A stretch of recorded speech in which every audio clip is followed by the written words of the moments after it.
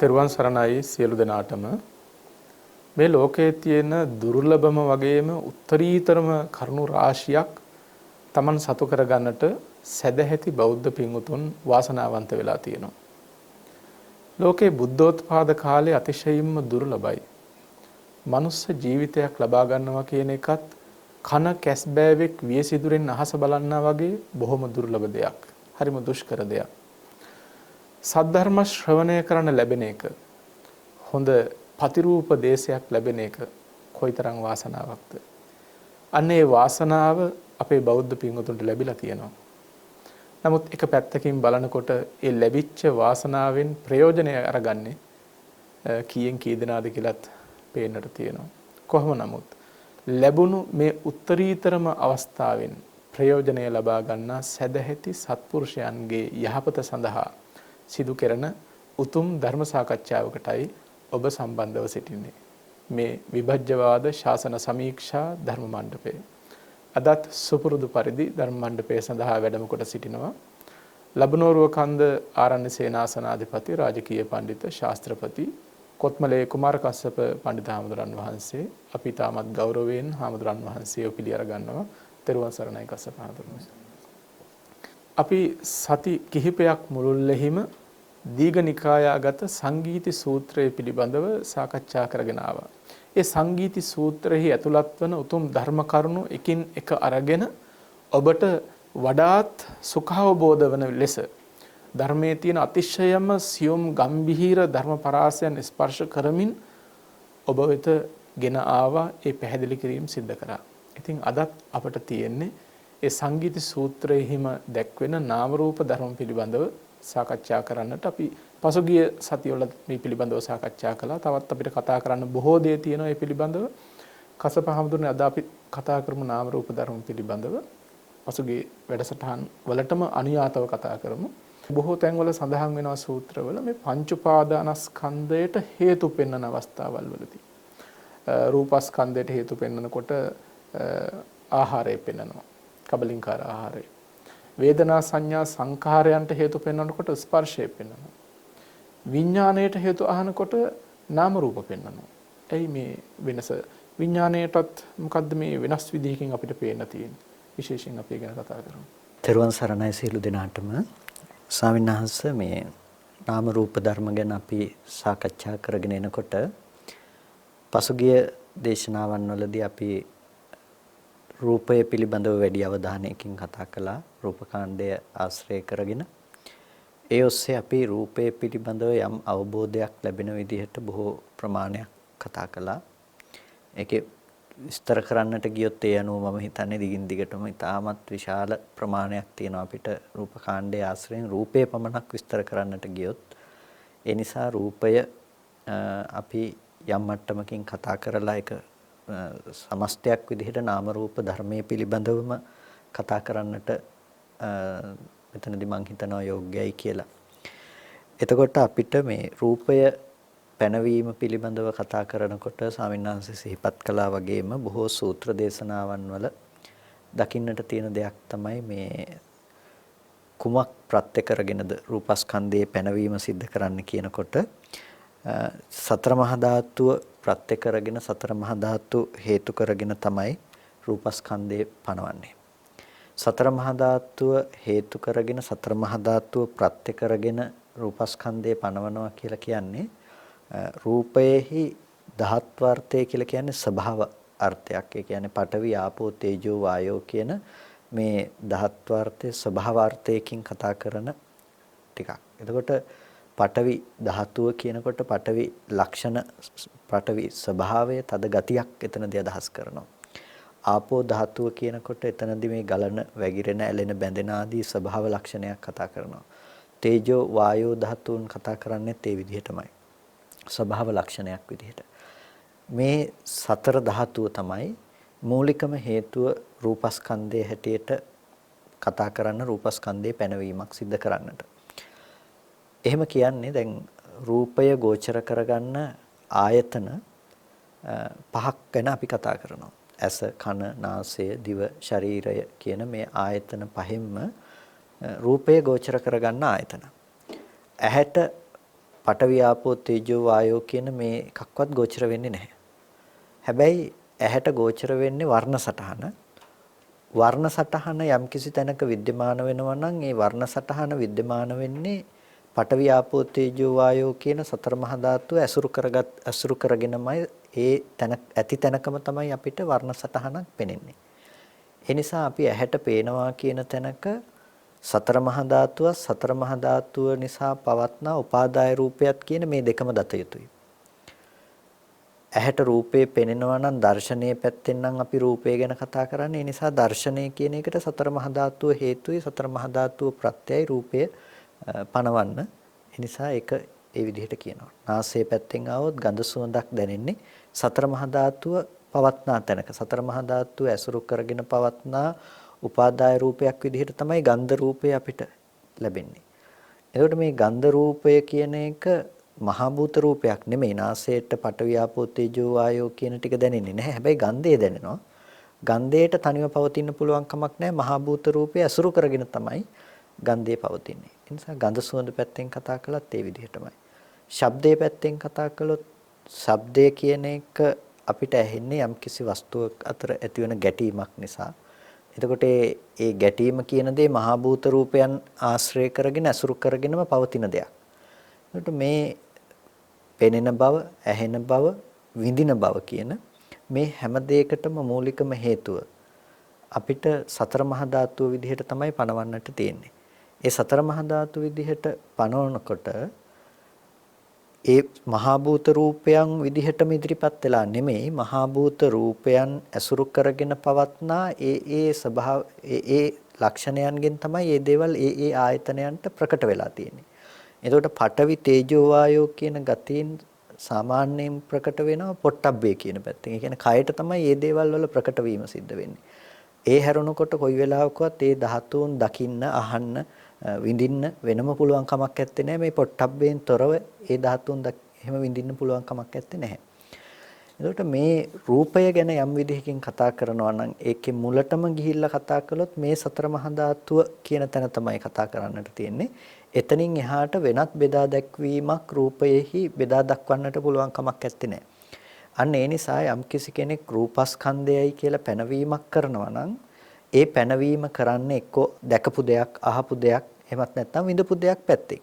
ඒ හැම දෙයකටම මූලිකම හේතුව බවට පත් වෙලා තියෙන සතර මහා ධාතුව නිසා සතර මහා ධාතුව හේතුයි සතර මහා ධාතුව ප්‍රත්‍යයයි රූපස්කන්ධයේ පැනවීමට කියලා පැහැදිලි කරනවා. එතකොට සත්වයකු නොවන සත්වයකු ගේ නොවන ස්වභාවාර්ථයෙන් පවතින රූපස්කන්ධයක් පිළිබඳව එතන රූපය පිළිබඳව පැනවීමක් සිද්ධ වෙනවා. ස්කන්ධ පැත්තෙන් රූපස්කන්ධයයි කියන වචනය තුලම කතා කරන්නේ රූප සමූහයක් කියන අර්ථයෙන්. එතකොට ඒ ස්කන්ධ ධර්මයක් කියනකොට එතන සත්වයක් හෝ පුද්ගලයෙක් මම හෝ තව මගේ අය එහෙම නැතිනම් තව මගේ දේවල් ලෝකයේ දේවල් කියලා මට්ටමින් නෙමෙයි මේ ස්කන්ධය පිළිබඳව කතා කරන්නේ. රූපස්කන්ධය කියනකොට ඒක ස්කන්ධ මාත්‍රයක් රූප සමූහයක් හැටියට කතා කරන්නේ. එතකොට ඒක සතර මහා ධාතුව සතර මහා ධාතුව නිසා පවත්නා උපාදාය රූපයත් කියන තැනින් තමයි නිර්වචනයට ලක් කරන්නේ. රූපස්කන්ධය කියන්නේ කුමක්ද කියලා අහනකොට චත්තාරෝච මහා භූතා චතුර්ණංච මහා භූතානං උපාදාය රූපං කියන තැනින් විස්තර කරනවා මිසක ඒක සත්පුද්ගල බවක් ඇතුළත කතා කරන්නේ නැහැ. ඒ නිසා දැන් රූපස්කන්ධයේ පිරිසුදුම මට්ටම එහෙම නැතිනම් රූපස්කන්ධයේ පවතින යථාභූතයෙන්ම තමයි ඒ ස්වභාවය පිළිබඳව කතා කරන්නේ. යම් දෙයක් රූපයක් කියලා කියනවා නම් ඒ හැමතැනකටම පොදු හැමතැනකම පවත්නා ඇත්තම ඇත්ත ස්වභාවය තමයි පඨවි ආපෝ තේජෝ වායෝ කියන සතර මහා ධාතුව මුල් කරගත්ත ස්වභාවය. ඒ ධාතුව මුල් කරගෙන පැවතුනත් ඒ ධාතුව ඇසුරු කරගත්තු උපාදාය රූපයන්ගෙන් අපිට ඒක ගෝචර වෙන්න පුළුවන්කම තියෙනවා. ඒ හැරුණකොට අපිට කොතනකදීවත් අපේ ආයතනයන්ට සත්පුද්ගල බවක් ගෝචර වෙන්නේ නැහැ. දැන් අපි ඉදිරිපසින් තව මිනිස්සෙක් ඉන්නවා කියලා කවදාවත් සතර මහා ධාතු රූපය හෝ උපාදාය රූපය ඇවිල්ලා මනුස්ස වූ රූපයක් අපිට කතා කරන්නේ නැහැ. ඇහැට පේන මට්ටම අනාත්ම සතර මහා ධාතුව සහ වර්ණ සටහන කියන තැන පමණයි රැඳී තියෙන්නේ. ඒ හින්දා රූපස්කන්ධය කියනකොට සත්පුද්ගල බව ඉක්මවා ගියපු ස්කන්ධ මාත්‍රික ධර්මයක් පිළිබඳව තමයි විවරණය කෙරෙන්නේ සතර මහා ධාතුව ගැන කියනකොට. පඨවි ආපෝ තේජෝ වායෝ කියන මහ භූත රූප ටිකත් ඇසුරු කරගත්තු උපාදාය රූප ටිකත්. එතනදී ඒ මහා භූත රූපයට හුදෙක්ම තනියෙන් නැගී සිටින්නට පුළුවන් කමක් නැත්තේ නේද? දැන් සතර මහා ධාතුව පැවතුනාය කියලා අපිට ඒ ධර්මතාවයට පුළුවන් කමක් නැහැ කොයි වෙලාවකවත් විජානන කෘත්‍යයක් ඇති කරන්න. එහෙනම් ඒකට අනුයාතව ඇතිවෙන තව ධර්මතා සමූහයක් තියෙන්නට ඕනේ. ඒ ධර්මය දැනගන්න දෙයක් මට්ටමකට යන්නට, ඒ කියන්නේ විජානනය වෙන මට්ටමකට යන්නට අපිට තව ධර්මතා සමූහයක් තියෙන්නට අවශ්‍යයි.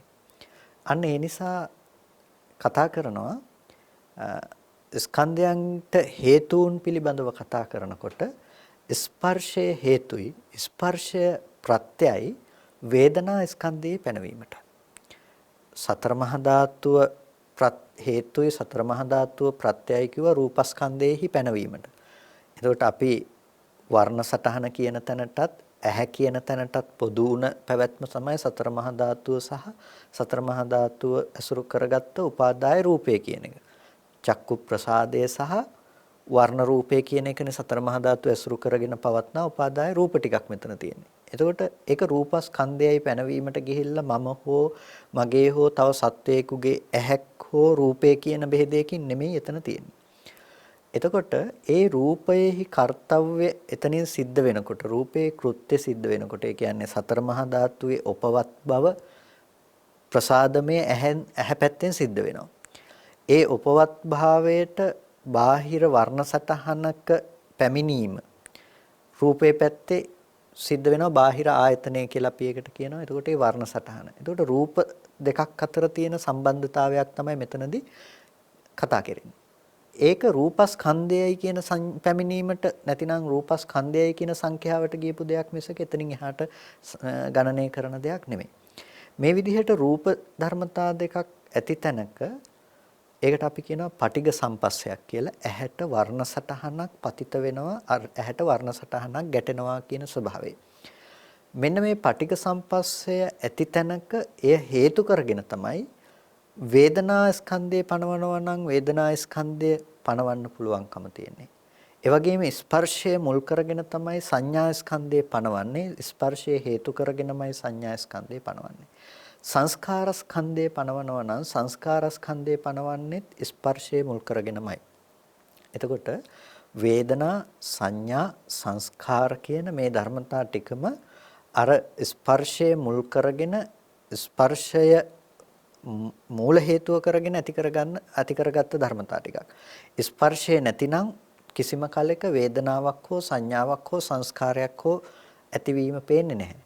එතකොට වේදනාව හේතුයි කිව්වේ නැහැ සංඥාවේ ඇතිවීමට. ස්පර්ශය තමයි මූල හේතුව කරගෙන පෙන්වන්නේ.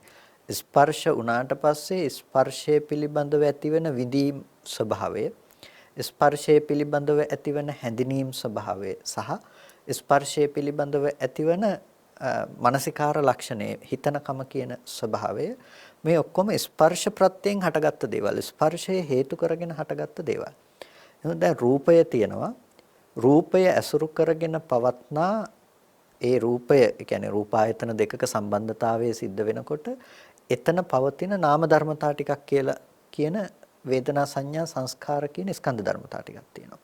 මෙන්න මේ රූපය සහ වේදනා සංඥා සංස්කාර කියන ස්කන්ධ ධර්මතා ටික තියෙනකොට නාම රූප ප්‍රත්‍යයෙන් විඥාණය වෙනවා කියලා හඳුන්වනවා. එතකොට දැන් නාමයත් රූපයත් නැතිනම් රූපය ඇති තැනක නාම ධර්මතා ටිකක් පහළ වුණාට පස්සේ මේ නාම රූප ඇති තැනක තමයි විඥානන ලක්ෂණයක් ආවේ. දැන් මේ සිද්ධිය සමහර වෙලාවට ස්වාමීන් වහන්සේ මේක ටිකක් පටල ගන්න දෙයක් බොහෝ කෙනෙක් දැන් අභිධර්ම පරයයේ මේ කාරණාව තවදුරටත් බෙදා දක්වනවා. සූත්‍ර පරයයේදී මේ විදිහට ස්කන්ධ ධර්මයන් විදිහට කතා කරනවා. පංච උපාදානස්කන්ධයක් කියනකොට ඇහැ රූප දෙක පුරේජාතයි අනිකුත් ස්කන්ධ පච්චාජාතයි පසුව උපන්න ධර්ම හැටියට දක්වන්න පුළුවන්. නමුත් දැන් විඥාණය කියන එකේ විඥානස්කන්ධේ තනිව තියෙන්නේ නැහැ. විඥානයේ තියෙන වෙලාවට එතන වේදනා සංඥා සංස්කාර කියන ධර්මතා ටික සමගම තමයි විඥානයේ තියෙන්නේ. ඒ ධර්මය සහජාත ධර්මයන් හැටියට එකට උපදින ධර්මය හැටියට තමයි මේ ධර්මතා ටික එතන තියෙන්නේ. නමුත් දැන් මෙතනදී කතා කරන මේ පරයය අනුව ගත්තාම රූපය වෙනම පෙන්නලා ඊට පස්සේ නාම ධර්මතා ටිකක් වෙනම පෙන්නලා නාම රූප නිසා විඥාණය වෙනවා කියලා වෙනමම විඥාණය ඇති කරගන්න ආකාරයක් පෙන්නනවා. මේ සිද්ධිය ඇත්තටම කිව්වොත් මේ සමස්තයක් විශාල සිදුවීමක් සංකෝචනය කරලා එකට හකුලවලා එකතෙන් කරපු සිදුවීමක් තමයි මේ කතා කරන මේ පරයය ඇත්තටම. මේක ඇතුලේ තියෙන අභ්‍යන්තර ප්‍රභේදයන් අපිට වෙන් කරන්නට ගියොත් අපිට වෙන වෙනම සිත් පරම්පරාවක් මේ විඥානය කියන තැනට එනකන් කතා කරන්න පුළුවන්කම තියෙනවා. මම අහන්නම හිටියේ කසපහඳුරනේ දැන් ඔය අපි කතා කරගෙන ආපු පෙළ ගත්තම රූපයට හේතු ටික පෙන්වුවා. වේදනා සංඥා සංකාරයන්ට ස්පර්ශ හේතුව පෙන්වුවා. විඥාණයට නාම රූප හේතුව පෙන්වුවා. දැන් මේක පෙළක් හැටියට දිගහැරලා ගත්තට පස්සේ කෙනෙකුට හිතෙන්න පුළුවන් රූපය හටගත්තා ඊට පස්සේ වේදනා සංඥා සංකාර ටික හටගත්තා අන්තිමට විඥානය හටගත්තා කියලා. කෙනෙකුට නිකන් ඒක නිකන් අනුපූර්ව ගතියක් පේන්නට පුළුවන්. මේකට පස්සේ මේ ටික පස්සේ අන්න විඥානය හටගත්තයි. තවත් විදිහකින් කෙනෙකුට ප්‍රශ්නයක් ඇති වෙන්න පුළුවන් හිත නැතුව කොහොමද එතකොට වේදනා සංඥා සංකාර කියන චෛතසික ධර්ම හටගත්තේ. ඒ පැත්තෙනොත් ගැටලුවක් ඇති වෙන්න පුළුවන්. මෙන්න මේ තැන ඊටමත් අපි පැහැදිලි කළ යුතුම තැනක්මයි. ඊටාම වැදගත් තැනක් ස්වාමීන් වහන්සේ මේක අර මේ පරයයන් බෙදා නොගත්තොත් එහෙම අර බොහෝ වෙලාවට මේ වගේ කාරණා බේරුම් නොගැනීම මත අර තමන්ගේ දෘෂ්ටි කෝණයට නොගැලපීම හේතුවෙන් අභිධර්ම පිටකේ ප්‍රතික්ෂේප කරන තැනට පවා සමහර ඇත්තන්පත් වෙන්නේ මේ කාරණා බෙදා නොගැනීම නිසා. ඒ කියන්නේ දැන් අභිධර්ම පිටකයේ තුල ධර්මතාවනේ විග්‍රහ කරලා දක්වන්නේ. එතකොට ඒක මේ සිතක් ගානේ වෙන වෙනම බෙදමින් දක්වනවා. මේ සංක්ෂිප්ත න්‍යාය ඇතුලේ තියෙන ආන්තරික ප්‍රභේදයන් බොහොම ලස්සනට අභිධර්ම පිටකයේ පැහැදිලි කරනවා වෙන් වශයෙන්. හැබැයි ඒ සියල්ලෙම සංකෝචනය තමයි අපිට දකින්න පුළුවන් අපේ ජීවිතයේට රූපේ පෙන්නිලා අපි ඒ රූපය ගැන දැනගන්න මට්ටම කියන මේ සමස්ත සිදුවීමක් තමයි මේ පරයය තුළ මේ කතා කරන්නේ. හැබැයි ධර්මතාව ඔස්සේ සම්මර්ෂණය කරනකොට විදර්ශනාව වඩනවා කියලා අපි යම් ධර්මතා ටිකක් පිළිබඳව සම්මර්ෂණය කරනවා නම් අන්න ඒකෙදි ඊටාම වැදගත් වෙන දෙයක් තමයි අර සිත් පිළිබඳව අපිට තියෙන අවබෝධය. ඒ සිත් හා සංප්‍රයුක්ත වෙන චෛතසික ධර්මයන් පිළිබඳව අපිට ඇතිවෙන අවබෝධය. එතකොට දැන් මේක අපි මේ පරයය බොහොම වැදගත් කියලා කිව්වේ අපිට බෙදා ගන්නට සිද්ධ වෙනවා. දැන් ඇහැට රූපයක් පෙනිලා එකපාරම මෙතනදී විඥාණය කියන එක චක්කු විඥාන සිත කියලා කෙනෙක් හිතන්න පුළුවන්. ඇහැට රූපයක් පෙනිලා මේ හදාගත්ත සිත මේ සිත චක්කු විඥාන සිතයි කියලා කෙනෙකුට කියන්න පුළුවන්කම තියෙනවා. එතකොට තව විදිහකින් අපි මේක බෙදා දක්වනකොට මෙතන විඥාණයට මනෝ විඥාන සිතයි කියලා කියන්න පුළුවන්කමකුත් තියෙනවා. දැන් මෙතන බැලුමට කෙනෙකුට ප්‍රශ්නයක් ඇති වෙන තැනක්. ස්වාමීන් වහන්සේ කිව්වා වගේම දැන් වේදනාව ගත්තොත් වේදනාවට තනියෙන් තියෙන්න බෑනේ. වේදනාව කියන එක ස්පර්ශ ප්‍රත්‍යයෙන් වේදනාව හට ගන්නවා කියනකොට හරියට ස්පර්ශ වුණාට පස්සේ වේදනාව විතරක් තනියෙන් තිබ්බා වගේ. හැබැයි වේදනාව විතරක් කොයි වෙලාවකවත් තනිවම තියෙන දෙයක් බවට පත් වෙන්නේ නැහැ. චෛතසිකයක් තියෙන්නේ නැහැ කවදාවත් හිතක් නැතිව. එතකොට දැන් මෙතන වේදනා ස්කන්ධයක් කියලා දෙයක් විග්‍රහ කළාට මේකෙදි සමස්ත සිදුවීමක් ඇතුලේ තියෙන පොදු ලක්ෂණයක් විතරයි කතා කරන්නේ. මේ වේදනාව කියන ගතියක් මෙතන තියෙනවා. සංඥාව කියන ස්පර්ශයේ මුල් කරගෙන පවත්නා ගතියක් තියෙනවා. සංස්කාරය කියලා ස්පර්ශයේ මුල් කරගෙන පවත්නා ගතියක් තියෙනවා. එතකොට මේ හැමතැනකම එකින් එකට ඇහැට රූපයක් ගැටුණාම ඒ ගැටුණු රූපය අරඹය හිතින් දැනගන්න නැතිනම් චක්කු විඥාන සිතෙන් රූපය දැනගන්න දේ. ඊට පස්සේ ඒ ගත්ත අරමුණ මනසට එසවීම වශයෙන් ඇති වෙන මනෝ ධාතු සිත්. ඊට පස්සේ ඒ මනසට ඔසෝපු අරමුණ අරගෙන දැනගන්න මනෝවිඤ්ඤාණ ධාතු සිත්. ඒ මනෝවිඤ්ඤාණ ධාතු සිත නැවත මේ ඒකේ අරමුණු ටික හිතට ඔසවලා දීලා නැවත අපි කෙලස් වශයෙන් මේ සත්පුද්ගල භාව වශයෙන් ඇසුරු කරගන්න මට්ටමේ සිත් පහළ වෙනවා ආදී අනුපූර්ව ක්‍රමවේදයක් තියෙනවා. දැන් මේ සිදුවීම් සියලු සිද්ධාන්තයේ සංකෝචනය තමයි අපිට හම්බ වෙන්නේ මේ රූප රූපය කියන එකට සතර මහා ධාතුව හේතු වුණා. ස්පර්ශ ප්‍රත්‍යයෙන් වේදනා සංඥා සංස්කාරයන් හටගත්තා. නාම රූප ප්‍රත්‍යයෙන් විඥානය හටගත්තයි කියන මේ පෙළට එනවා. දැන් කසපහදුරුව මේ පැහැදිලි කරන්නේ මේ අපි කතා කරන මේ පර්යාය තුළ චක්කු විඥාන සිත සැඟවී සිටිනවා කියලා. පැහැදිලිවම ස්වාමීන් වහන්සේ චක්කු විඥාන සිත, මනෝ ධාතු සිත, මනෝ විඥාන ධාතු සිත මේ සියල්ලක්ම මේක ඇතුළත සැඟවී සිටිනවා. එතකොට මේක බෙදා දක්වන්න වෙන්නේ දැන් කෙනෙකුට හිතෙන්න පුළුවන් කොහොමද ඇහැ රූප හටගත්තාම ඒ අසුරු කරගෙන නාම ධර්මතා ටික පවතින්නේ කියලා. එතකොට අන්න ඒක සම්මර්ෂණය කරගෙන ඒක හොයාගෙන යනකොට තමයි කෙනෙකුට මේක ඇතුළේ තියෙන සිත් සමූහය හම්බ වෙන්නේ. එතකොට අභිධර්ම පරයයට අනුව ධර්මතා විදිහට අපි බෙදලා දක්වනවා. ඒ බෙදලා දක්වනකොට චක්කු විඥාන සිතයි කියනකොට අපි බලනවා චක්කු විඥාන සිතේ තියෙන ධර්මතා මොනවද කියලා. චක්කු විඥාන සිතේ තියෙන ධර්මතා ටික බලනකොට අපිට පේනවා ස්කන්ධ ධර්මතා හතරක් තියෙනවා. වේදනා සංඥා සංඛාර විඥාන කියලා ස්කන්ධ ධර්මතා හතරක් තියෙනවා. මනෝ විඥාන සිතේ ලක්ෂණ ටික අරගෙන බලනකොට අපිට එතනක් තියෙනවා වේදනා සංඥා සංඛාර විඥාන කියලා ස්කන්ධ ධර්මතා හතරක්. ඒතකොට දැන් අපිට මේක බෙදාගෙන ගිහිල්ලා බලනකොට තැන ස්කන්ධ ධර්මතා ටිකක පැවැත්මක් අපිට නැවත හම්බෙලා තියෙනවා අපහු සියුම්ව විශ්ලේෂණය කරගෙන යනකොට. හරියට අර වෙන දෙයකට කියන උදාහරණයක් අර එක බටලිය අරගෙන මේ බටලිය දෙකට පළලා ඒ දෙකට බෙදපු ඒ පතුර අරගෙන නැවත දෙකට බෙදලා මේ විදිහට බෙද යන්න පුළුවන්කම තියෙනවානේ. අන්න ඒ වගේ දැන් මේ සිත අරගෙන මේ අපි පොදුවේ ස්කන්ධ පංචකය කියලා කතා කළාට මේ ස්කන්ධ පංචකයේ ඇතුලේ තියෙන එක එක සිතට අදාළ ස්කන්ධ ධර්මතා අපහු නැවත නැවත බෙදීමේ හැකියාව තියෙනවා. අභිධර්ම පරයයන්ගෙන් විශේෂයෙන්ම කරන්නේ අන්න ඒ අභ්‍යන්තර පරයයන් බෙදා දක්වන එක. නමුත් සූත්‍ර පරයය ඔස්සේ අපි මේ කතා කරන සිදුවීමේදී කතා කරන්නේ පොදුවේ මේ සමස්ත සිදුවීමේ හැකිලුමක් විදිහට ඇහැට රූපයක් පෙනිලා අපි හිතෙන් මනාපමනාප උපදව ගන්න මට්ටමට රූපේ දැනගන්නවා කියන තැනට එන තැන තමයි මේ කතා කරන්නේ. එතකොට ඕක ඇතුලේ තියෙනවා විපාක සිත් තියෙනවා, ක්‍රියාසිත තියෙනවා, ඊට පස්සේ කර්ම සිත් තියෙනවා. මේ ටිකේ ඔක්කොගෙම එකතුවක් විදිහට තමයි මේ පරයයේදී මේ කතා කරන මේ සිදුවීම කතා කරන්න පුළුවන්කම තියෙන්නේ. එතකොට ඒ ස්පර්ශයේ මුල් කරගෙන වේදනා සංඥා සංස්කාරයන් ඇතිවීමත් නාම රූප මුල් කරගෙන විඥානයගේ පහළවීමත් නාම රූප ප්‍රත්‍ය කරගෙන විඥානයේ හට ගැනීමත් අපිට බුදුරජාණන් වහන්සේ මේ පරයයේදී බොහොම පැහැදිලිව දේශනා කරනවා. එතකොට ඒ ඇති කරගත්ත විඥානනේ ඒ ඇති කරගත්ත දැනගැනීම කියන දේ අර නාම රූපයන්ගෙන් ඔසවපු දේ පිළිබඳව දැනගත්ත විඥානන ලක්ෂණයක්. එතකොට ඒ විඥානන ලක්ෂණය සම්පූර්ණම පංච උපාදානස්කන්ධයයි කියන සංග්‍රහයට යන පංච උපාදානස්කන්ධයේ ඇතිවීම සහ පැවැත්ම කියන තැන කතා කරන මට්ටමක් තමයි ඒ කතා කරන තැන.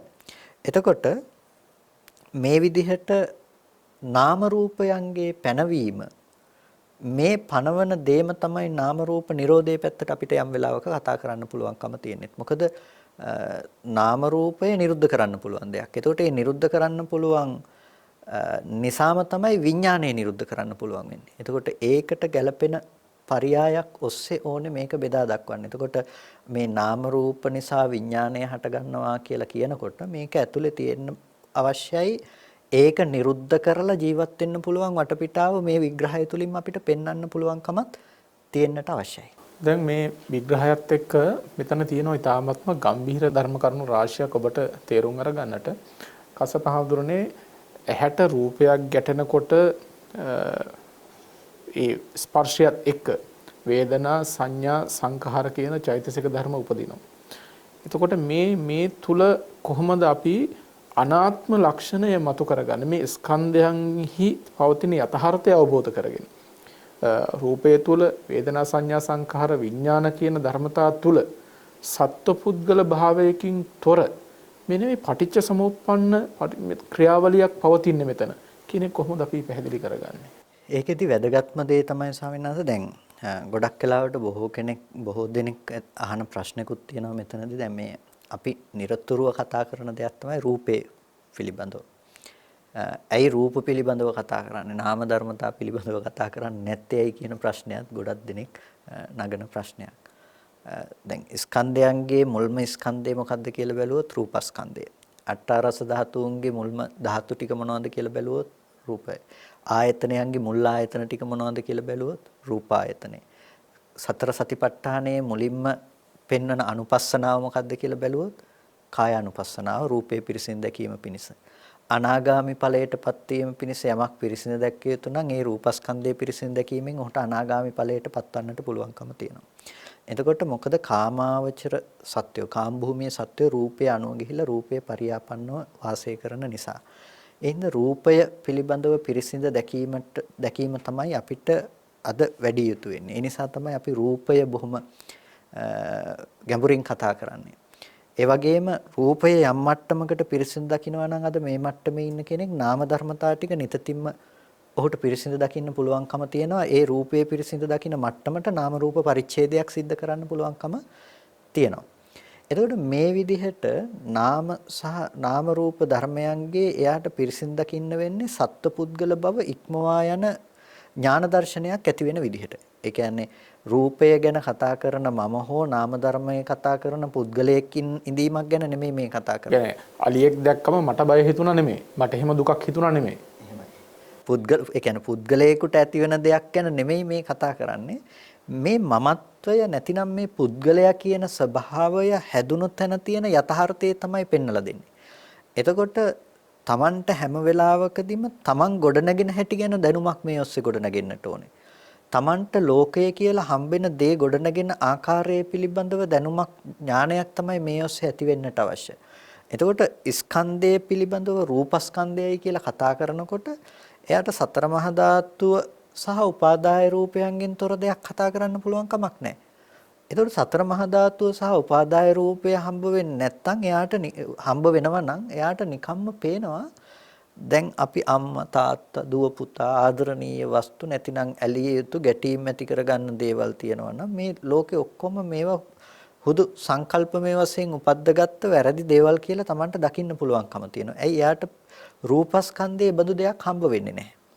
දැන් අපි අර මීට පෙර කතා කරලා තියෙන උදාහරණයක් තමයි අපි අර ප්‍රොජෙක්ටර් එකක අපි යම් කිසි දාපු වැඩසටහනක් අපි ඒක දානවා බාහිර ස්ථලයකට නැතිනම් මතු පිටකට බිත්තියකට හරි තිරයකට හරි ප්‍රොජෙක්ට් කරලා අපි ඒක බලනවා. එතකොට අන්න ඒ වගේ සිදුවීමක් තමයි අපිට මේ අද රූපයේ සත්පුද්ගල භවෙන් ඇසුරු කරන කම තුල තියෙන්නේ.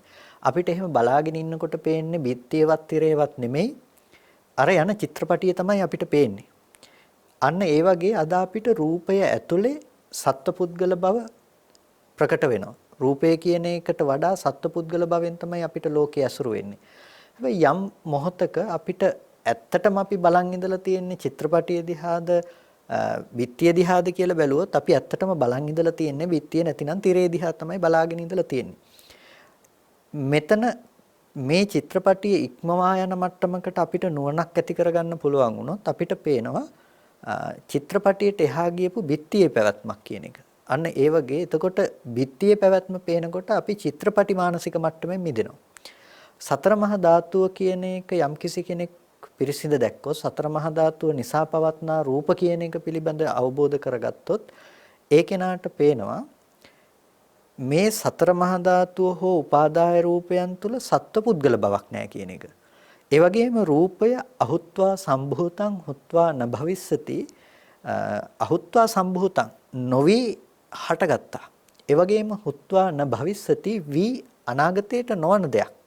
එතකොට පෙර නොතිබී හටගෙන ඉතුරු නැතුව නැති වෙනවා කියන එකනේ මේ කතා කරන්නේ. එතකොට රූපය ඒ විදිහට පේනකොට එයාට පේනවා තමන් මෙච්චර කල් තියාගෙන ඉන්නවා කියන ලෝකයේ සත්වයේක පුද්ගලයෙක් කියලා අසුරු කරන බව තියෙනවා නම් ඒක බොරුවක් කියන එක එයාට පේනවා. ඒ කියන්නේ සංකල්පමය වශයෙන් උපද්දගත්ත දෙයක් කියන එක පැහැදිලි කරගන්නට පුළුවන්කම තියෙනවා. අනාත්ම ධර්මයක් කියලා කියන්නේ හටගෙන නිරුද්ධ වෙන රූපය තමන්ට පුළුවන් කමක් නැත්නම් පවත්වන්න. තම වශයෙන්හි පවතින දෙයක් නෙමෙයි නම් ඒ දේ. අනිත්‍ය වෙන දේ අනිත්‍ය වෙලා යනවා නම් නিত্য වූ සාරත්වයක් ඒ තුල නැති බව තමන්ට පේනවා නම් ඒක අපි කියනවා අනාත්ම ලක්ෂණයකින් යුක්තයි කියලා. එතකොට රූපයේ පැවැත්ම අනාත්මයි කියලා දකිනකොට අනාත්ම වුණ රූපයට කිසිම විදිහකින් ආත්ම සහගත මානසිකාරයක් පවත්වන්න පුළුවන් කමක් නැති බව ප්‍රත්‍යක්ෂ වෙනකොට එයාට මේ ස්කන්ධ ධර්මතා ටික හටගෙන නිරුද්ධ වෙන ධර්මයක් විදිහට විතරයි පේන්නේ. ස්කන්ධ ධර්මතා ටික ස්කන්ධ ටිකක් විදිහට පේනකොට එයා අර චිත්‍රපටිය දිහා බලාගෙන අඬන වැළපෙන මානසික මට්ටම ඉක්ම වූ කෙනෙක්. ඒ කියන්නේ ලෝකයේ කෙරෙන් එන සැප දුක විඳින කෙනෙක් නෙමෙයි යා. ලෝකයෙන් මිදුණ කෙනෙක්. ඇයි එයාට ලෝකේ හම්බ වෙන්නේ නැති කෙනෙක් වෙලා. එයාට යථාර්ථයේ රූපයේ Nirodhe තමයි එයාට දැන් පේන්නේ. ඇයි හටගෙන නිරුද්ධ වුණ බව තමයි එයාට ප්‍රත්‍යක්ෂ වශයෙන් ඇති වෙලා තියෙන ඥානය. නාම ධර්මයන් හටගෙන නිරුද්ධ වුණ බව තමයි එයාට හටගෙන තියෙන නුවණ. ඇයි ඒ ධර්මයෝ තමාගේ වශයෙහි නොපවති හේතු නිසා හටගෙන හේතු නැති වෙනකොට නැති වෙලා නම් සතර මහා ධාතුව ඇති තැනක ස්පර්ශ ප්‍රත්‍යයෙන් ඇති වෙච්ච වේදනා සංඥා සංස්කාර ස්පර්ශ නිරෝධයෙන් නිරුද්ධ වෙලා නම් ඒ විඥාණය පැවැත්වීමට විඥාන ස්ථිතියක් බවට යම් කිසි දෙයක් පත් කරගන්න පුළුවන් කමක් නැත්තේ නෑ. ඇයි ඒගොල්ලෝ එයා දකින්න රූපේ නිරුද්ධයි කියලා. රූපේ නිසා ඇති වුණා නම් රූපයන්ගේ ස්පර්ශය නිසා ඇති වුණා නම් වේදනා සංඥා සංස්කාර කියලා ධර්මතා ටිකක් ඒ ධර්මය නිරුද්ධයි කියලා දකිනවා. ඒ ධර්මයන්ගේ Nirodhe දකිනකොට ඒ ඇතිවීම නිසා ඒ ධර්මයන්ගේ Nirodhe නොදන්නා අවිද්‍යාව තිබුණා නම් අවිද්‍යාව දුර වෙලා ගිහිල්ලා ඒකට කියනවා විද්‍යාව ඉපදුණා කියලා. විද්‍යාව උපදිනකොටම අවිද්‍යාව නිසා තිබුණ සත්පුද්ගල සහගත සංඥා මානසිකාරයන් සියල්ලක්ම දුරින්ම දුර වෙනවා. එතකොට එයාට දුක් විඳින්න පුළුවන් මනස දුක් විඳින්න පුළුවන් ලෝකය සම්පූර්ණම නොහට ගන්න බවට පත් වෙලා යනවා. ඒ නිසා අනාත්ම ධර්මයක් ගැන කතා කරනවා නම් ස්කන්ධ ධර්මතා ටිකේ ඇත්ත දැකීමම නාම රූප ප්‍රත්‍යයෙන් විඥානයේ සකස් වෙන බව තේරුම් ගැනීමම අනාත්ම ධර්මය දකින්න තියෙන හොඳම ස්ථානයක්. මොකද එයා රූපේ අනාත්ම ලක්ෂණය දකිනවා. ඒ වගේම ස්පර්ශ ප්‍රත්‍යයෙන් හටගත්ත නාම ධර්මතාවයන්ගේ අනාත්ම ලක්ෂණය දකිනවා. හේතුව නිසා හදාගත්ත ඵලය මිසක මෙතන ඒක වහලා සත්වයක් පුද්ගලයෙක් කියන්න පුළුවන් කමක් නැත්තේ නැහැ. එතකොට හේතුව ඇති තැනක ඵලය ඉපදෙනකොට හේතුව නැති වෙලාකොට ඵලය නැති වෙන දෙයක් හැටියට එයා අවබෝධ කරගන්නවා. මේක අවබෝධ කරගන්න මේ බලන මම ලෝකේ තව දෙයක් දිහා නිකන් බලාගෙන ඉන්නවා වගේ මනසකින් නෙමෙයි මේ තමන් ආයතන පරිහරණය කරන තැන ඇති කරගන්න නුවණක් වෙනවා මේක. ඒකට ඒ ආයතන පරිහරණය කරන තැන ඇති කරගන්න නුවණක් වෙනකොට තමයි ඒ ආයතනයන් ඇසුරු නොකර ඒ ආයතනයගේ මිදෙන්න පුළුවන් ඥාන දර්ශනයක් බවට මේකපත් වෙන්නේ. සත්ව පුද්ගල කියන සංකල්පය හදවත් තුළ තැම්පත් වෙලා තියෙන්නේ දවසකින් දෙකකින් නෙමෙයි දීර්ඝ කාලයක් තිස්සේ. බුදුරජාණන් වහන්සේ දේශනා කොට වදාළේ අනන්ත සංසාරයක් මුළුල්ලෙහි මේ අවිද්‍යාව ආශ්‍රවය නිසා පුද්ගලයෙක් ඉන්නවා සත්වයෙක් ඉන්නවා කියන හැඟීම নিরතුරු සත්ව సంతාන තුල ඒ බඳු අදහස් ඇති වෙනවා. මේ අදහස මේ කියන වැරදි දෘෂ්ටිය නැති කරගන්නවා කියන එක හුදු ව්‍යායාම මාත්‍රයකින් කරන්න පුළුවන් දෙයක් නෙමෙයි. මේ පිළිබඳව අපූර්ව විමර්ශනයක් එක්ක හාත්පස විශ්ලේෂණයක් එක්ක විචක්ෂණ නුවණින් තේරුම් ගත යුතු ධර්මයක් වෙනවා. කස්සප හඳුරුනේ දැන් කෙනෙකුට හිතෙන්න පුළුවන් අපි විශේෂයෙන් දකිනවා බණ භාවනා කරන්න උත්සාහවත් වෙන අපේ උපාසක උපාසිකාවන් එක කතා කරනකොට ඒ අය අතම් වෙලාවට කතා කරනවා මේ අනිත්‍ය වෙන රූපය ඒකත් මගේ වගේ නිකන් මගේ අනිත්‍ය වෙන රූපය මගේ අනිත්‍ය වෙන වේදනාව ඒ අනිත්‍ය කියන ධර්මතාවය පවා අතමුන් මගේ කරගන්නවා මගේ රූප තමයි අනිත්‍ය වෙන්නේ. මෙන්න මෙතන අපි යම් පැහැදිලි කිරීමක් කරන්නට ඕන. කෙනෙක් මේ ජීවත් වෙන මම සහ ජීවත් වෙන මේ භෞතික ලෝකයේහි අනිත්‍යතාවය පමණක් දැකලා නිවන් දකින්න උත්සාහවත් වෙනවා. එතකොට මේ අනේ මම හිටියත් ඉතින් මැරිලා යනවානේ කියන මට්ටමකින් ඒ ගැන දැක්කා කියලා නිවන් දකින්න පුළුවන් කමක් නැත්තේ නෑ. ඒක ඇති දෙයක නැති වෙන බව ඒකත් අනිත්‍යක් ලෝකයේ තුල. හැබැයි ඒක ලෝකෝත්තර ඥාන දර්ශන විශේෂයක් උපදවන්න සමර්ථ දර්ශනයක් නෙමෙයි. ඒ වගේම දැන් ඇති බව තුළ තමන්ගේ මනස තියාගෙන ඒ අනිත්‍යතාවය දකින පුද්ගලයෙක් මේ පැත්තේ ජීවත් වෙනකොට අනිත්‍ය කොච්චර මෙනෙහි කළත් ඒ අනිත්‍ය මෙනෙහි කිරීම කියන දෙයින් ඇති වැඩක් වෙන්නේ නැහැ. ඒ හින්දා තමයි අනිත්‍ය පෙන්නකොට බුදුරජාණන් වහන්සේ මේ තමන් කරලා අල්ලගෙන තියෙන ස්කන්ධ ටිකේ උදේවැයාර්ථයේම අනිත්‍ය දැකීමක් හැටියට අර්ථ ගන්නන්නේ. උදේවයට්ඨේන අනිච්ඡං කියනවා. එතකොට උදේවැයාර්ථයෙන් තමයි අනිත්‍ය කියන දේ කතා කරන්නේ. ස්කන්ධයන් හේතු නිසා හටගෙන හේතු ටික නැති වෙනකොට නැති වෙන අර්ථය. එහෙම නැතුව අපි නිකම්ම වඩන්න ගත්තොත් එහෙම අනිත්‍ය වඩන කෙනා ඉන්නවා තමන් ඉඳගෙන අනිත්‍ය වඩනවා. රූපය කියලා කියන්නේ සතර මහා ධාතු. සතර මහා ධාතුව මේ විදිහට හටගෙන නැති වෙලා යනවා. එතකොට වේදනා සංඥාවන් කියන්නේ මේවයි. වේදනා සංඥාවන් අනිත්‍යෝය කියලා මානසිකාර්යය පවත්නවා.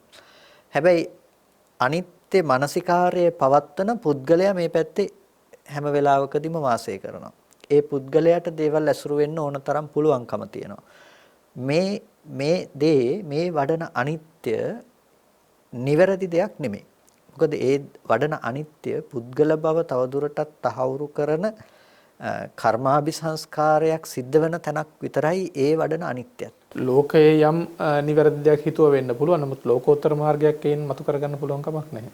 ලෝකෝත්තර මාර්ගයක් දැන් අපි විශේෂයෙන් අනිත්‍ය කියන දේ තුල අපි විදර්ශනාව බලාපොරොත්තු වෙන්නේ. එතකොට විපස්සනාව කියන දේ එහෙම දකින අනිත්‍ය තුල කවදාවත් බලාපොරොත්තු වෙන්න පුළුවන් කමක් නැත්තේ නෑ. දැන් ඔය අපි පසුගිය කාලයක් පුරාවට සාකච්ඡා කළානේ ඔය අනිත්‍යද කියලා ප්‍රශ්නේ පවා කතා කළානේ. එතකොට දැන් ඔය අනිත්‍ය කියන කාරණාව විස්තර කරන්න යනකොට ඒක වැරදි කියන්නේ මේ ඇති දෙයක නැති වෙන බව තුල ඉඳලා තමයි ගොඩ දෙනෙක් ඒක වැරදි කියන දේ පවා ඔප්පු කරන්න යන්නේ. ඒ කියන්නේ ඔළුවේ කැක්කුම හොඳ වුණාම ඒක සැපද දුකද කියලා අහනවා. ඔළුවේ කැක්කුම අනිත්‍ය වෙන එක තමයි හරියට මේ අනිත්‍ය කියන තැනින් විස්තර කළේ වගේ. නමුත් මේ ශාසනයේ මේ අනිත්‍යතාවය නැතිනම් අනිත්‍ය ධර්මය කියලා විස්තර කරන්නේ ඒ කාරණාව නෙමෙයි ඇති දෙයක නැති වෙන බව. ඒක නෙමෙයි නිවන් දකින්න හේතු වෙන අනිත්‍ය. ඒක මම හිතන්නේ ඉතාමත්ම වැදගත් තැනක් ඔබේ අවධානයට ගත යුතුම ඇති දෙයක නැතිවීම නෙමෙයි මෙතනින් පෙන්වන්නේ. අන්න ඒක අපි විශේෂයෙන් පැහැදිලි කරන්නට ඕන. එහෙමයි. විශේෂයෙන්ම මේ ඇති දෙයක නැති වෙන බව කියන එක නිවන් දකින්න හේතු වෙන දෙයක් නෙමෙයි. මොකද ඇති බවට ගත්ත ධර්මතාවයේ ඒ විදිහටම ලෝකේ තියෙනකොට ඒ තිබුණ දේ නැති වෙලා ගියා කියන එකෙන් තියනවා කියන දෘෂ්ටියත් දැන් නැහැ කියන දෘෂ්ටියත් දෙක තුල සාස්වතය කියන එක තුල අපේ මනස ඒ විදිහටම පිහිටා සිටිනවා. තියනවා කියන එක තුල. ඒ නිසා ඒ දේ නැති වෙන්න පුළුවන්. හැබැයි ඒ දේ නැහැ කියලා දකින්න තමන් මේ පැත්තේ ඉන්නවා කියන එකෙන් හරි තමන්ට ඒ තුල නිත්‍ය මානසිකාරයක් පිහිටා සිටිනවා. ඒ නිසායි ඒකෙන් නිවන් දකින්න තැන දක්වා අපිට ගන්න පුළුවන් කමක් නැත්තේ. බුදුරජාණන් වහන්සේ අනිත්‍ය ධර්මයේ පිළිබඳව දේශනා කරනකොට ස්කන්ධයන්ගේ හට ගැනීම සහ නිරෝධය කියන තැනින් මේ තමන් කොට අල්ලගන්න ධර්මතා ටිකේම හට ගැනීම සහ නිරෝධය පෙන්වනවා.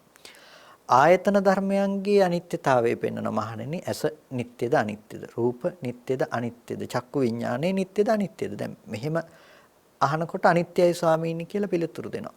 අපිට මේ ටික වචන ටිකක් වුණාට මේක ඇතුලේ තියෙන දර්ශනය ඇහැ අනිත්‍යයි, රූප අනිත්‍යයි, චක්කු විඥානය අනිත්‍යයි කියනකොට මේ කතා කරලා තියෙන්නේ මේ නාම රූප ධර්මයන්ගේ අනිත්‍යතාවය තමයි මේ කතා කරලා තියෙන්නේ. එතකොට නාම රූප ධර්මයන්ගේ අනිත්‍යතාවය ගැන කතා කරනකොට විඥානයේ අනිත්‍යතාවය ගැන මේ කතා කරලා තියෙන්නේ. කොටින්ම මේ පුද්ගල බව කියන දේ උපදින්න තැනක් නැති කරන දර්ශනයක් මෙතන වැඩිලා තියෙන්නේ. මොකද පුද්ගල බව අපි පවත්වන්නේ නාම රූප ධර්මතා ටික ලෝකෙ තුල පවතිනක් හැටියට වෙනස් විදිහකින් විපරීත අර්ථයකින් ගැනීමෙන්. ඒ කියන්නේ ස්කන්ධ ධර්මයේ ස්කන්ධ ධර්මයක් හැටියට පේන්නේ නැහැ. අනිත්‍ය දකින්නේ නැහැ. දකින්නේ නැති නිසා ඒක අපි ආශ්‍රවයන්ගෙන් උපාදානයන්ගෙන් ඇසුරු කරනවා සත්ව පුද්ගල වශයෙන්. එහෙම ඉන්න කෙනෙකුට තමයි බුදුරජාණන් වහන්සේ ස්කන්ධයන්ගේ ස්කන්ධ ස්වභාවය ගැන පෙන්වන්නේ. ආයතනයන්ගේ ආයතන ස්වභාවය ගැන පෙන්වන්නේ. ඒක පෙන්වන ස්වභාව ලක්ෂණ ටික තමයි අනිත්‍ය දුක්ඛ අනාත්මයි කියලා පෙන්වන ලක්ෂණ ටික.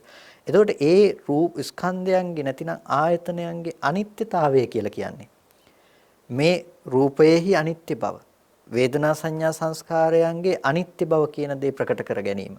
නාම රූපේ අනිත්‍ය ප්‍රකට වෙනකොට විඥානයේ අනිත්‍ය ප්‍රකට වෙනවා. විඥානයේ අනිත්‍ය කියනකොට මේ පුද්ගලයා කියලා අපි හදාගත්ත තමන් කරගත්ත ධර්මතා ටික ඇති උනේ කොහොමද නැති උනේ කොහොමද කියන එක පිළිබඳ නුවණක් ඇති වෙනවා. ඒ නුවණ ඇති වෙනකොට තමන් දන්නවා මීට මොහොතකට කලින් ඇසුරු කරපු දේ නැවත ඇසුරු කරන්න බැරි බව. දැන් අරමුණු කරන දේ නැවත අනාගතයට නොපවතින බවත් අතීතේ නොතිබුණු බවත් තමන්ට නුවණක් එනවා. කොටින්ම ඒක තුන් කාලයේ අනුව ගියපු නුවණක් තමන්ට ඇති වෙනවා. ඒ කියන්නේ අතීතෙදිත් ඇති බවට හම්බුණා නම් අවිද්‍යාව ප්‍රත්‍යයෙන් ඉපදුණු දෙයක්. වර්තමානයේ ඇති බවට හම්බෙන දෙයක් තියෙනවා නම් ඒකද අවිද්‍යාව ප්‍රත්‍යයෙන් උපදින දෙයක්. අනාගතයට හම්බ වෙනවා නම් ඒකත් අවිද්‍යාව ප්‍රත්‍යයෙන් උපදින දෙයක්. ස්කන්ධ ධර්මතා ටික පිළිබඳව නුවණක් තිබුණා නම් අතීතේ තිබුණ දේ හම්බ වෙන්නෙත් නැහැ. වර්තමානයේ තියෙන දේ හම්බ වෙන්නෙත් නැහැ. අනාගතයට පවතින දේ හම්බ වෙන්නෙත් නැහැ. තව විදිහකින් කියනවා නම් අර ඇති දේ නැතිවීම නෙමෙයි ඇති දේ කියන එක ඇති වෙන්නේ කොහොමද? අන්න ඒ දේ නැති වෙන්නේ කොහොමද කියන අන්න ඒ වගේ විශ්ලේෂණයක් තමයි මේකෙන් පැහැදිලි වෙන්නේ. එහෙමයි. ඒ කියන්නේ ඇතිවන දේ, ඒ කියන්නේ ඇති දෙයක නැති වෙන බව නෙමෙයි. ඇති දේ ඇති උනේ කුමක් ඇති කල්ලිද? මේ හේතු ටික ඇති කල්ලි මේක හටගත්තා. මේ ටික නැති වෙනකොට ඇති වෙන දේ කියන දේ නැති වෙලා ගිහිල්ලා. එතකොට ඇති වෙච්ච දේක නැති වෙලා යන එක නෙමෙයි අනිත්‍ය කියන දේ. අනිත්‍ය ධර්මයේ තුල විග්‍රහ කළේ.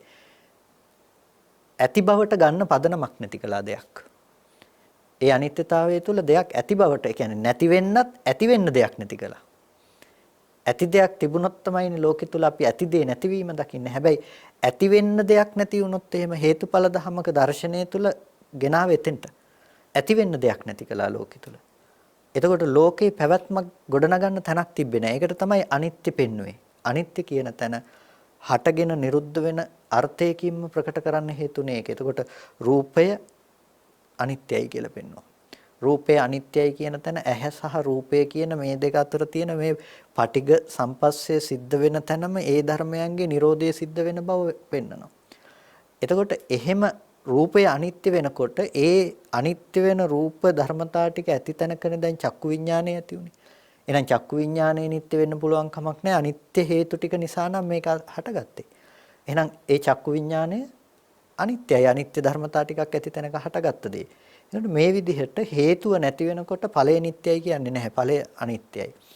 එහෙනම් දැන් ආයතන හයෙන්ම මේ දැනුම ගොඩ නගනකොට Tamanට සත්වයක් හෝ පුද්ගලයෙක් හෝ කියලා ඇසුරු කරන්න කිසිම තැනක් නොතබා සියලු ධර්මතා ටිකක් විදිහට පෙන්වලා දීලා තියෙනවා හටගන්න බව සහ නිරුද්ධ වෙන බව. ඒ තුල සත්පුද්ගල ප්‍රඥප්තිය ඉක්මවා ගිය අනාත්ම ධර්මතාවයේම ප්‍රකට කොට පවතිනවා. මේ ශාසනයේ තියෙන විශේෂත්වය තමයි අන්නේ ඒ දේ. ඒ කියන්නේ තියෙන දේ අරඹයා තියෙන දේට නොඇලීම ගැන කතා කරන්නේත් නැහැ. තියෙන දේ අරඹයා ඇලීම කතා කරන්නේත් නැහැ. එතකොට තියෙන දෙයක් කවදා හරි දවසක නැති වෙලා යන එක ගැන කතා කරන්නේත් නැහැ.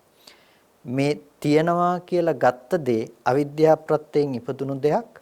මේ ධර්මතා ටික නොදන්නාකම නිසායි තියෙන දේ ඉපදුනේ. මේ ධර්මතා ටිකේ ඇත්ත දැක්කනම් තියෙන දෙයක් ඔබට උපදින්නේ නැහැ කියලා කිව්වහම තියෙන දේ ඇසුරු කරගත්ත ලෝකේ පැවැත්ම සම්පූර්ණයෙන්ම නිරුද්ධ වෙලා තියෙනවා. ඒ නිසා මේ නාම රූප ධර්මතා ටික කතා කරනකොට අපිට මතුවෙන ඊටාම වැදගත්ම ඊටාම සුවිශේෂවත් ධර්මකාණ්ඩයක් තමයි මේ ශාසනයේ කතා කරන අනිත්‍ය සහ අනාත්ම කියන මේ ධර්මය ඊටාම පැහැදිලි කරගන්න පුළුවන් තැනක් විදිහට. අපිට නිවන් දකින්න නම් කොච්චර දේවල් තේරුම් අරගන්නට තියෙනවද? විශේෂයෙන්ම අපි නිර්වාණය අවබෝධ කරගන්නට යන මේ ගමනේදී තාමත්ම වැදගත් දෙයක් තමයි ධර්මය හරි හැටි තේරුම් අරගන්න එක. අපි කොතනකින් හෝ වචනයක් අහගෙන ඒ අනුව කොහොම හෝ දරන උත්සාහයකින් නිවන සාක්ෂාත් කරගන්නවා කියන එක සිදු වෙන දෙයක් නෙමෙයි. නිවැරදිව ධර්මයේ තේරුම් අරගෙන නිවැරදිව ප්‍රතිපදාවකට එළඹියොත් විතරයි අපිට ඒ උත්තරීතර නිර්වාණ ධර්මය සාක්ෂාත් කරගන්න ලැබෙන්නේ. ඒ නිසයි මේ නිරතුරු ඔබ වෙනුවෙන් විවිධ ධර්මපර්යායන් ඔස්සේ විශේෂයෙන්ම මේ ශාසනයේ තියෙන අතිශය ගැඹීර ධර්මපරාසයන් ස්පර්ශ කරමින් ඔබට මේ පැහැදිලි කිරීම සිද්ධ කරන්න. විශේෂයෙන් අපි අනිත්‍ය පිළිබඳව කතා කරනකොට ඇතැම් වෙලාවට සූත්‍ර ධර්ම වල හම්බ වෙනවා මේ පරලොතය අනිත්‍ය වෙලා යනවා, කැඩෙනවා, බිඳෙනවා කියන අර්ථයනොත් හම්බ වෙනවා. විශේෂයෙන් අපි මෙහිදී සාකච්ඡා කරන්නේ ඔබේ නිවන් ප්‍රතිපදාවටම අදාළ වන පරිදි ස්කන්ධ ධර්මයන්ගේ අනිත්‍ය පිළිබඳව බුද්ධ දේශනාවන්හි සඳහන් වෙලා තියෙන්නේ කොයි ආකාරයෙන්ද කියන එක. මේ සාකච්ඡාවේදී අපේ කස්සප හාමුදුරන් වහන්සේ හරි අපූර්ව කාරණාවක් මතු කරා. ස්කන්ධයන්ගේ ස්කන්ධ ලක්ෂණය ආයතනයන්හි ආයතන ලක්ෂණය තේරුම් අරගන්න එක ඉතාමත්ම වැදගත් වෙනවා මේ නිවන් ප්‍රතිපදාවේදී කියන. කස්සප හාමුදුරන් අපිට ඉතුරු වෙලා තියෙන කාලය ඉතාමත් කෙටි වුණත් අපි මෙහිදී යම් පැහැදිලි කිරීමක් ඒ සම්බන්ධයෙන් කරන්නට ඕන. ස්කන්ධයන් සහ ආයතනයන්ගේ මේ ලක්ෂණේ තේරුම් නොගන්නකම නිසාම තමයි අපිට මේ ලෝකයේ මේ සන්තතිය නැතිනම් පැවැත්ම කියන දේ හම්බ වෙලා තියෙන්නේ. එතකොට මේ පැවැත්ම හරියට මේක ඔක්කොම එකට කලවම් වෙච්ච දෙයක් විදිහටනේ අපිට හම්බ වෙන්නේ. ඒ කියන්නේ පුද්ගල භාවයේ පැත්තෙනුත් කලවම් වෙලා තියෙන්නේ. අපිට දැන් දකින්න දේ අල්ලන්න පුළුවන්, අල්ලන දේ දකින්න පුළුවන්, ඒ දේ අපිට විඳින්න පුළුවන් මේ විදිහට අපේ මානසිකාරයේ මේ ඔස්සේ බැසගෙන තියෙනවා. දැන් අපි කිව්වොත් බත් පිඟාන අතට අරගෙන කනකොට එක බත් කටක් කනකොට කෙලත් එක්ක මිශ්‍ර වෙලා එනකොට අපිට ඒ දැනෙන රසය දිවට ස්පර්ශ වීමෙන් දැනෙන රසය අපි දකින්නේ බත් පිඟානේ තියෙන දේවල් වලින් අපිට දැනෙන රසය හැටියට. එතකොට ඒ නිසා අපි තවත් තිබුඳු රසක් හැවීම සඳහා අපිට පේන දේ බත් පිඟානට අත දානවා කියන දේ සිද්ධ වෙනවා. අපිට මේක ඇතුලේ සම්මුති ලෝකයේ තුල ලොකු ප්‍රශ්නයක් නොතිබුණාට මේකනේ අපේ මුළු ජීවිතේම දුක උපද්දන්න පුළුවන් පැවැත්ම. බත් පිඟානට අත දාන එක තමයි මුළු දුක උපද්දන්න පුළුවන් දර්ශනයම ඔක ඇතුලේ තියනවා, දුක ගේන්න පුළුවන් දැක්මම. එතකොට අපිට මේ කතාව ඇතුලේ තියෙන ලක්ෂණ ටික තේරුම් ගන්න තමයි ස්කන්ධයන්ගේ ස්කන්ධ ධර්මය. නැතිනම් ආයතනයන්ගේ ආයතන ධර්ම පිළිබඳව ඇති නුවණ. ස්කන්ධයන්ගේ ස්කන්ධ ධර්මයේ පිළිබඳ ඇති කුසලතාවය, ආයතනයන්ගේ ආයතන ධර්මයන් පිළිබඳව ඇති කුසලතාවය කියන එකෙන් අපි අදහස් කරන්නේ. අපිට ආයතනයක පැවැත්ම ගැන බලනකොට කොයි වෙලාවකවත් ආයතනයන්ගේ එකිනෙකට සම්බන්ධ බවක් ඇත්තේ නැහැනේ. න අඤ්ඤමඤ්ඤ විෂයම් පච්චනුබොන්ති කියලා කියන්නේ ඔවුනෝන්ගේ විෂය කොයි වෙලාවකවත් ඇසුරු කරන්නේ නැහැ. ඇහි විෂය කනෙන් ඇසුරු කරන්නේ නැහැ. කනේ විෂය ඇහෙන් ඇසුරු කරන්නේ නැහැ. එතකොට අහන දේ අපිට ඇහෙන් දකින්න පුළුවන් කමක් නැහැ. ඒ වගේම ඇහෙන් දකින දේ කනෙන් අහන්න පුළුවන් කමක් නැහැ. ඒ වගේම දකින දේ කයෙන් ස්පර්ශ කරන්න පුළුවන් කමක් නැත්තේ නැහැ. ස්පර්ශ කරන දේ ඇහෙන් දකින්න පුළුවන් කමක් නැත්තේ නැහැ. අපිට ස්පර්ශ කරන දේ ඇහෙන් දකින්න පුළුවන් නම් අපිට ඇහෙන් දකිනකොට රළු බව සිනිඳු බව තේරෙන්න ඕනේ. අපිට දකින දේ ස්පර්ශ කරන්න පුළුවන් නම් සුදු පාට කියන එකට වෙනම ස්පර්ශයක් සහ කළු පාට කියන එකට වෙනම ස්පර්ශයක් අපිට පේන්න ඕනේ. නමුත් එහෙම ආයතනයන්ගේ සම්මිශ්‍රණ භාවයක් ඇත්තේ නැහැ. අපිට ලෝකේ පැවැත්ම හදලා දෙන්නේ ඇත්තටම ආයතනයන්ගේ සම්මිශ්‍රණයක් එක්ක. ඒ කියන්නේ දකින්න පුළුවන්, අල්ලන්න පුළුවන්, විඳින්න පුළුවන් දෙයක් තමයි අපිට හම්බ වෙන්නේ ලෝකයේ තුල. අර අන්තෝ ජටා කියලා කියනවනේ මේ ඔක්කොම මේ ඇතුළත අවුල් කරගෙන ඉන්නවා කියලා. ඇත්තටම අවුල් ජාලාවක් විදිහට ඒ ආයතන ටික ඔක්කොම එකට එකක් ගැට ගහලා තමයි අපි ලෝකය තුල මේ අවුලක් නිර්මාණය කරගෙන තියෙන්නේ. අර රවුමට කණු 6ක් ගහලා මේ කණු 6 ගැට ගහලා තියෙන නූල් කෑල්ල අරගෙන ඊට ප්‍රතිවිරුද්ධ අනික් කණුවක ගැට ගැහුවොත් එහෙම මැද අමුතුවෙන් දැලක් වියන්න අවශ්‍ය නැහැ, අවුලක් හදන්න අවශ්‍ය නැහැ. නිකම්ම මැද අවුලක් හැදිලා ඉවරයි. අන්න ඒ වගේ මේ ආයතනයන්ගේ දේ තව ආයතනයකට අරගෙන එකට ගැට ගන්නකොටම නිකම්ම අපි මේ දුක උපදින්න පුළුවන් පුද්ගල භාවය, නිත්‍ය සංඥා සංකල්පයන් අපි ඔක්කොම ඇසුරු කරලා ඉවරයි. එතකොට ඒක මේ බොහෝ රළු තැනක ඉඳලා සියුම් තැනකට යනකම් අපේ අවුල් වීම සිද්ධ කරගෙන තියෙන. හරියට අර මීයන් විසින් කපා අවුල් කරන ලද රෙදි වියන්නන්ගේ නූල් බෝලයක් වගේ අවුල් වෙලා තියෙනවා. ඇයි? දැන් අපිට බාහිර රූපේ දිහා බැලුවත් මේ පේන දේ මට අල්ලන්න පුළුවන් කියලා හැඟීම තමයි තියෙන්නේ. ඒ නිසා පේන දේ ඇල්ලීම සඳහා මම අත දානවා කියන දේ सिद्ध කරනවා. කසවාදුන පේන දේ අල්ලන්න බෑ කියන එක අපි කොහොමද හරියටම ස්කන්ධ කීපයක් ආශ්‍රයෙන් විස්තර කරගන්නේ? පේන දේ අල්ලන්න බෑ කියනකොට ස්වාමීන් වහන්සේ දැන් අපිට පේන්නේ වර්ණ සටහනක් කියන එක. වර්ණ සටහන කොයිම විදිහකින්වත් අපිට අතට අල්ලලා දකින්න පුළුවන් කමක් නැත්තේ නැහැ. වර්ණ සටහන අතට අල්ලන්න පුළුවන් නම් දැන් පේන්නේ යම්කිසි පාට ටිකක්නේ. පාට ටිකක් පෙනුනට අතට අල්ලනකොට අපිට හසු වෙන්නේ පටවි ධාතුවක් නැතිනම් තද ගතිය, තද ස්වභාවය කියන එකනේ. එතකොට මේ තද ස්වභාවයක් ස්පර්ශ වෙන තැනත් පේන්නේ වර්ණ සටහනක් කියන තැනින් මේක දෙකක් වෙලා තියෙනවා. මේ දෙක එකක් නම් ಜಾති අන්ධ කෙනෙකුට උපතින්ම අන්ධ කෙනෙකුට දීලා මේ කොලේ අල්ලලා මේක මොන පාටද කියලා අහුවොත් එයාට සුදු පාට කියලා කියන්නේ එයාට දැනුමක් ඇත්තේ නැහැ. යම් වස්තුවක් අල්ලලා ඒකේ වර්ණය ඔහුට කියන්න පුළුවන් කමක් ඇත්තේ නැහැ. ඇයි ස්පර්ශ වෙන්නේ වර්ණය නෙමෙයි, පේන දේ නෙමෙයි. එතකොට පේන්නේ වර්ණ සටහන සහ ස්පර්ශ වෙන්නේ පටවිය, තද ගතිය කියන එක. හැබැයි මනසින් මේ දෙකම එකතු කරලා අපිට දෙනවා මේ පේන සුදු පාට කොලේ මට අල්ලන්න පුළුවන් කියන එක. එතකොට අන්න ඒක තමයි අපි අර කණු දෙකක් අතර තියෙන නූල් කෑලි ටික එකට එකක් ගැට ගහලා හදාගත්ත වෙනමම අවුලක්. එතකොට මෙතන තියෙන ප්‍රශ්නය තමයි මේ ඔක්කොගෙම තියෙන පුද්ගල බව හම්බ වෙන එක. ඒ කියන්නේ දැන් මට වර්ණ සටහනක් තමයි ඇහැට ගැටෙන්නේ. හැබැයි මේ වර්ණ සටහන දැනගන්න එක ආරම්භයා බැස ගන්න පුද්ගල බව රූප දකින්න පුළුවන්, ගඳ සුවඳ විඳින්න පුළුවන්, රස විඳින්න පුළුවන්, ස්පර්ශ විඳින්න පුළුවන් සහ මනසින් අරමුණු දැනගන්න පුළුවන් මට්ටමේ මට තමයි රූප පෙනුනේ. මේක පෙනුනේ කියන තැනකින් පුද්ගල භාවය නිකම්ම නිෂ්පාදනය කරලා තිනවා. අපි දැන් මේ කොළ ටික දිහා බලලා මේක තියනවා කියලා හිතලා මේසේ දිහා බලලා ඉදිරිපසින් ඇති මේසේ ඇති බවට අරගෙන පුටුව තියනවා කියලා අපි කියනකොට දැන් අපිට නිකම්ම කොළ ටික බලපු මම මේසේ දැක්කා මේසේ දැකපු මම පුටුව දැක්කා කියන එක තුල කොළ ටික දැක්කපු මම ජීවත් වෙනවා මේසේ දැකපු මම සහ පුටුව දැකපු මම කියන එකේ පුද්ගලයෙකුගේ පැවැත්ම මේ හැමතැනකම තැවරිලා තියෙනවා. ඒ වගේ දැන් ස්පර්ශ ආයතන හයේම අත්දැකීමක් එනකොට අපිට විඳින් ලෝකය ආයතන ටික හරහා විඳින පුද්ගලයෙක් නිර්මාණය වෙලා පුද්ගලයෙක්ගේ ජීවත් වීම හම්බ වෙනවා.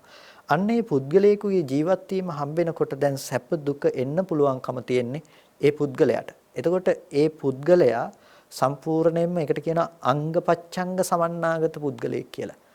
අංගපසංගින් යුක්ත පුද්ගලයෙකුට තමයි පුද්ගල බවක් තමයි අපි මානසිකව විඳින්නේ. එයාට පුළුවන් මේ අරමුණු ටික ඔක්කොම එකපාර විඳින්න.